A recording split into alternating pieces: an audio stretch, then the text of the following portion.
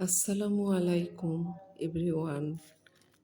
মাঝে মাঝে মনে হয় এই বিশাল জনসমুদ্রে আমি একলা, ভাসমান এক ভাঙা তরী, যার কোনো কূল নেই, কোনো গন্তব্য নেই।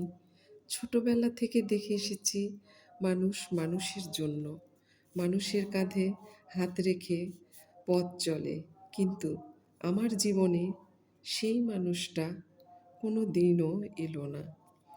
আমি বারবার চেয়েছিলাম এমন একজন আসুক, যে আমার চোখের কোণে জমে থাকা শ্রাবণটুকু দেখে আঁতকে উঠবে, যে আমার মলিন মুখটা দুই হাতের তালুতে নিয়ে বলবে, পাগল, আমি তো আছি, তবে তোমার কেন এত ভয়?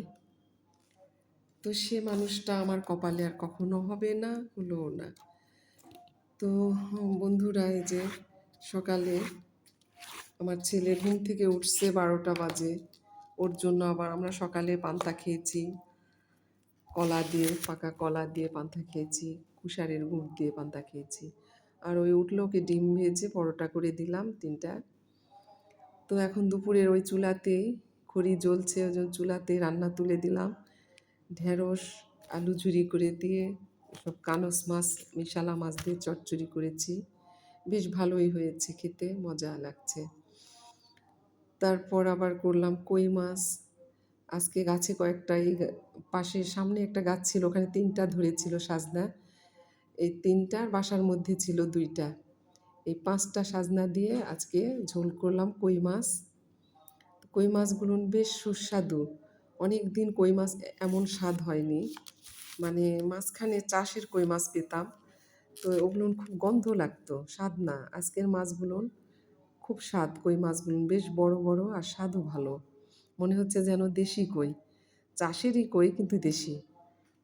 তো এই যে আজকে সাজনার ঝোল হয়ে গেল কই মাছ দিয়ে, আর এটা হলো এই যে ঢেঁড়স আলু ঝুরি করে দিয়ে ছোট মাছ দিয়ে চচ্চড়ি, আর এই যে সাজনা কই মাছ দিয়ে ঝোল।